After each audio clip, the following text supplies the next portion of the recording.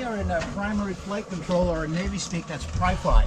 And in pri-fly, we control the aircraft that are on the hangar deck, the flight deck, and if they're flying within a radius of 5 miles, an elevation of 2,500 feet. And outside of those parameters, somebody else is controlling them. The senior person up here is the boss. We have a boss. The boss is a Navy commander. He's a pilot or an NFO. An NFO is a naval flight officer, and I'll use those abbreviations a couple times as we're talking. Very senior commander. He's probably just finished a command tour on a carrier base squadron, fighter squadron. In my days, in Midway time in the Navy, in my time in the Navy, the boss had an assistant called the mini boss. That glare, I'm trying to get out of the glare. Okay. No, don't you move. I'm going to move. Okay. The boss had an assistant called the mini boss, who had the same credentials as the boss. And what it was in theory is you come aboard, spend a year in training, and the boss will go after bigger and better things, you become the boss. It doesn't work that way now, but in Midway's time it did. Flight quarters on a Navy carrier last 12 hours. You might fly from midnight to noon, noon to midnight, 9 to 9, it didn't matter. There are 8 90-minute events, that's the 12 hours. The boss and the mini boss are up here the entire time. Then there's another group of anywhere from 14 to 16 people that are up here on a 4-hour watch. And if you can imagine spending 4 hours up here with 16 people, it's tough. It generally was a very hot place because we had these huge windows and it was hot on the flight deck. It was hot when Midway operated.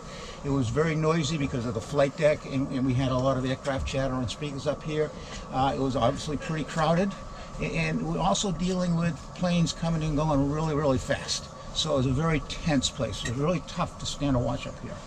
And of those 16 or so people, I'm going to talk about 3 of the enlisted people to start out. First of all, we have a status board keeper, and that status board would swing around, kind of lock the boss in his chair, and there's an airman writing on that, and he's given the boss a visual presentation in much more detail on what it said in the airplane for the day. And as you go through those 8 events, you keep rolling that presentation up. The boss could look at that and see who's flying, what their status is, and what their mission is at any given time. Standing right to my right would be an equipment operator. He's sending a signal to the 3 hydraulic engine rooms that are underneath the end of the angle deck. And those 3 engines correspond to the wires, the 3 wires. So he's letting them know what type of aircraft is coming in next, and they'll set the hydraulics for the trap weight, the recovery weight of that aircraft. So it's set so that no matter what type of plane it is, and whatever wire it catches, it's going to roll out 340 feet. And standing right where I would be was a Fresnel lens operator. And the Fresnel lens is the glide slope for the carrier landing system, commonly referred to as the meatball. And a pilot will come around on final, he'll go call the ball, he'll roger ball, and he'll give a side number and his fuel state. And he's looking at a cross. And if he stays on the amber light that's in the middle of that cross, and follows that amber light right down to the flight deck, the tail hook of his aircraft will come across the stern of the ship at about 12 feet off the deck, and he'll catch the number 2 wire and roll out. If he's a little low, catch the 1 wire, a little high, catch the 3 wire, and if he's way off in that horizontal, he's going to get a wave off, which means he has to go around again and get in line. During flight quarters, the mini boss is going to get all these planes going to fly in that event, moving forward across the jet blast deflectors and onto the shuttle part of the catapult. And it takes about a 1.5 minutes to physically connect the plane to the cat, and then do the weapons checks and the safety checks. But we have 2 catapults, so we're launching about every 45 seconds.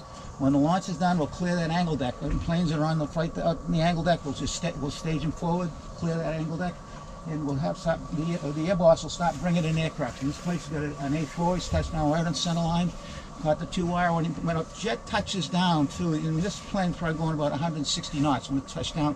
When you do touch down, you go to full throttle, because if you miss those wires, you need to be flying at about 900 feet. So he's trimmed and powered to fly. He's going to roll out 340 feet. He's going to stop in a little less than 2 seconds. When he stops, he's going to throttle back. Doesn't need the power. Stop. He's going to lift his tail hook. When he lifts the tail hook, that wire he's pulled out will start to recover. While that's going on, the hydraulics are set for the next aircraft. The Fresnel lens is set for the next aircraft. That all takes about 30 seconds. In daylight, we recover aircraft in 45-second intervals. So what I want you to take away from here, as I mentioned, it's crowded, it's hot, it's noisy, and it is really, really tense. It's a tough, tough place to stand and watch. So we're going to go forward and down one deck, so let me get in front and then you'll follow me. Okay, this is the chart house, and this is the command and control space for the ship's navigation team. And on Midway, the navigator is, once again, he's a Navy commander. He's a pilot or an NFO. He has one officer assistant to help him out. And he has about a dozen enlisted quartermasters that work for him, and they're people that stand the watches in here. They maintain the charts that we use. They keep those charts updated, roll them out, and roll them back and use it at another time. What we essentially do in here is we record where we've been for historical reasons, safety reasons. We figure out where we are, and most importantly on an aircraft carrier, we figure out where we're going to be in 90 minutes, because that's the cycle. We have to tell the pilots where to come back to, because if they come back to where they left, there won't be a platform there for them. And if you look around in this space and kind of think about Pryfly that we just left, in here there is no external communications. It's relatively quiet. At best, under normal conditions, there were 3 or 4 enlisted people standing watch. They were dealing with ships going 12, 13, 14 knots rather than planes coming and going at 160 knots. It is a very, very important space, but believe me, it's a lot easier to spend 4 hours in here than it was to spend 4 hours up in Pryfly. In here I have some charts laid out on these tables. On the forward table is Yokosuka, Japan, where Midway was home ported from 1973 until 1991. First time when home ported a carrier overseas, and we still do that. Currently Ronald Reagan in Yokosuka. Underneath the display case is Subic Bay in the Philippines. When Midway was in the Pacific, that's where she goes specifically for aircraft maintenance. And on this table is San Diego Bay, where Midway came to be decommissioned in the fall of 1991, was decommissioned here in April of 1992, towed up to Bremen, Washington, and then in 2004 towed back down here to become a museum. I'm going to talk about several styles of navigating that we did, several types of navigating, if I get these back in here. We'll use these shots to help us out. If you look at all 3 charts, there's a long segmented line coming through a particular ports. That's the track. That's where you want to be. It's the deepest, safest part of your journey. And we know we're on that or not on that by doing what we call coastal piloting. And that involves having a quartermaster out in each of the bridge wings and a quartermaster in here. And on the bridge wings, he's using what's called an alidade. It's a horizontally mounted telescope over a ship's gyro repeater. And you look into it, it has a mirror. The mirror is lighted. The mirror reflects down on the compass card of the gyro, and you can rotate it around. So every minute they're going to take a visual bearing to someplace ashore, a bridge, a rock, a tower, something that we agreed on ahead of time, something you could see, and something that's on the chart. But every minute will call those bearings in here. And if you look at the 2, Subic Bay and Yokosuka, see short little hash marks across the track. Those are the bearing lines. And when where those bearing lines intersect, that's the fix. Very quick, very accurate, and quite easy. And in the case of coastal piloting, the navigator would be in here, and you'd look at the fix, you pick up the phone and call the captain, say, Captain, you're on track, keep going. Or, Captain, why don't you adjust course 1 degree to the right or left? And Captain, we have a scheduled turn coming up in 5 minutes. Now it's a couple days later. Midway's halfway between San Diego and Pearl Harbor and Oahu. The Navy used celestial navigation. So just before sunrise or just after sunset, when you can see the stars and horizon, the navigator will come in here. He's going to check what's called a rude star finder. There's a little trick wheel, and there's one in the upper left-hand corner of the display case. You can move it around and figure out what stars are available at that time in that place. So he's probably going to pick 4 stars, get a sextant, and we'll go to the level right above here. He uses a sextant to measure the elevation above the horizon of those stars. Comes back down in here, and he's going to, for each of those elevation readings, he's going to create what's called a line of position, an LOP. I did this a long, long time ago, and he had to look up a lot of things in table, and he had to do a lot of math. It was so long ago, I used a slide rule, and I'm guessing there aren't many people in here that use a slide rule, unless there's some old engineers or something. Okay, you aren't that old. Nowadays, you do it with a handheld calculator. It's much better. Anyway, if you've done it right, you're going to throw out one of those readings and use the 3 best. You're going to be able to plot those LOPs, the line of positions. You're going to plot them. They're going to make a triangle. If you put Midway in the middle of that triangle, it's 3 to 5 miles on the side, that's a good fix. If you're in the middle of the Pacific and you know where you are using celestial in 3 to 5 miles, you're good. The downside of celestial navigation is the weather. If it's overcast, you can't see the stars or horizon, so you do what's called dead reckoning.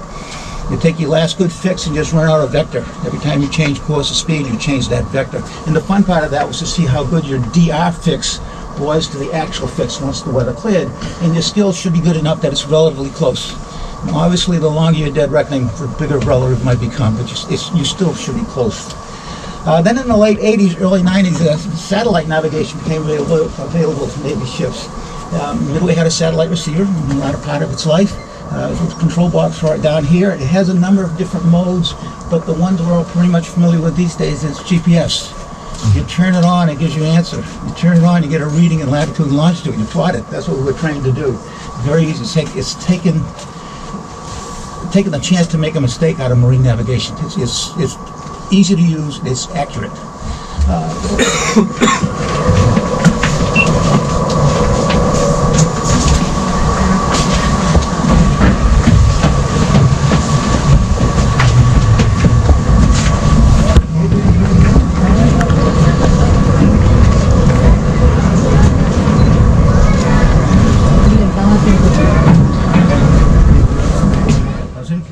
Years, and I've been home for 30, which sometimes it's hard to believe, but it's really hard for my wife to believe. She wonders what I do with my life.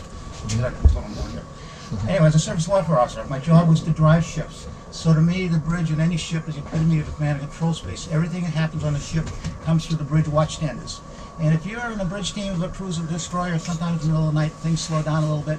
It never slows down on a carrier. It's a very, very exciting place to stand watch right here. Right over there, we have some pretty sacred space. On the back of that chair, if you turn around, it says CO. You know what CO might mean?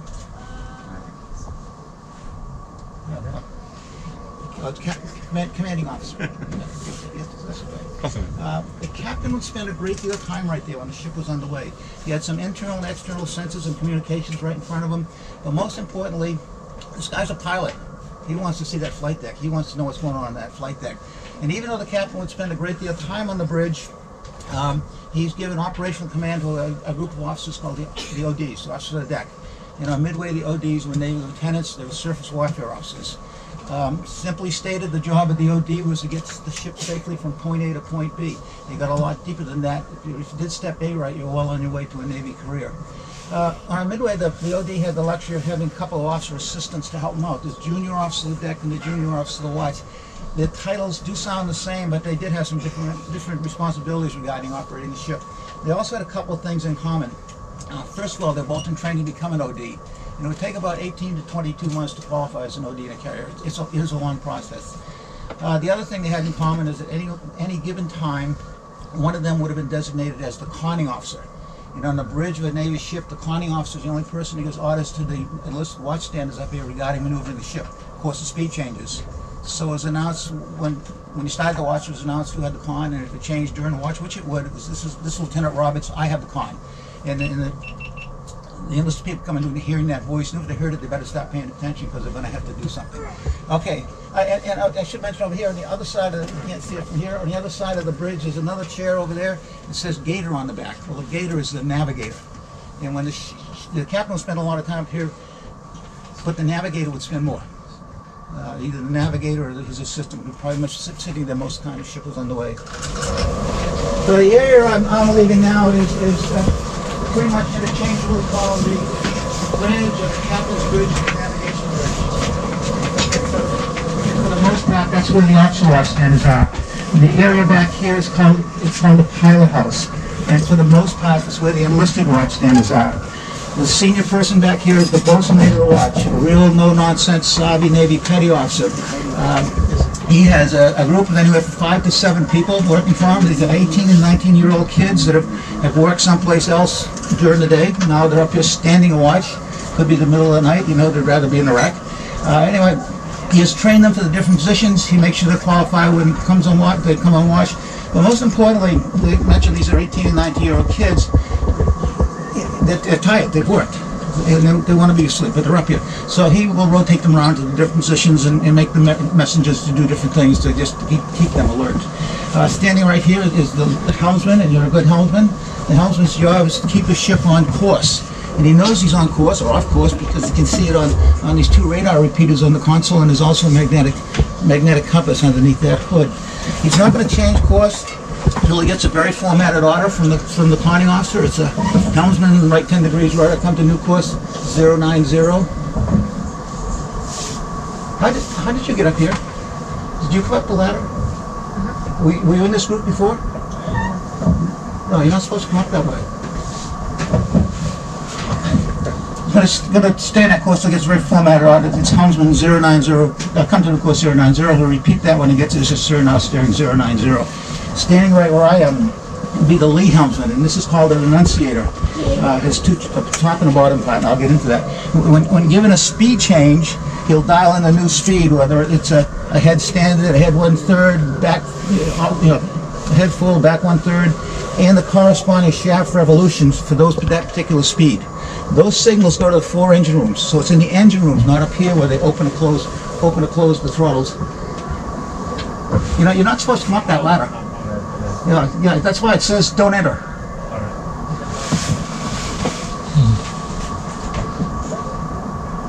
Those signals go to the engine rooms. It's in the engine rooms where they open and close the throttles. When they're at the new speed, they'll match this signal, and he'll report the Leon will report to the conning officer. All engines ahead standard.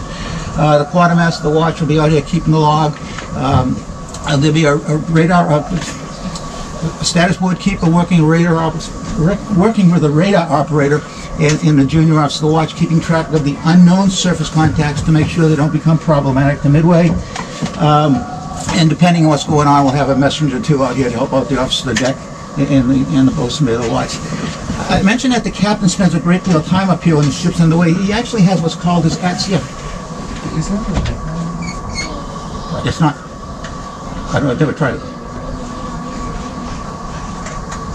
I said the captain spends a great deal of time up here. He has what actually is called his at-sea cabin, just aft of here to the left. You can see it as you exit. It's a place where he can go to get a little bit of downtime between flight cycles or have something to eat. Not very far from his captain's chair, and he's always available to the officer of the deck if the OD needs help in any given situation. It's pretty small. But if you were a junior enlisted person on Midway and you lived up in the forecastle and you bunked 3 deep in your shower with 120 of your closest friends, it would look like a pretty good place to spend a cruise. So anyway, oh, one more thing. If you haven't seen his import cabin yet, when you leave here, you come right back out on the flight deck. Go 2 hatches aft, and the sign said Admiral and Captain's Country. Deck down through there. I rode a lot of ships for short periods of time when I was in the Navy, just by the nature of what I did most of my at-sea time. I saw a lot of sea cabins, import cabins. That is a really nice one. They did a nice job on it. So take a look at that. And I would like you to exit now. Thank you for coming. As you exit, you see that yellow chain. You're going to go down 3 decks. You're right back out on the flight deck.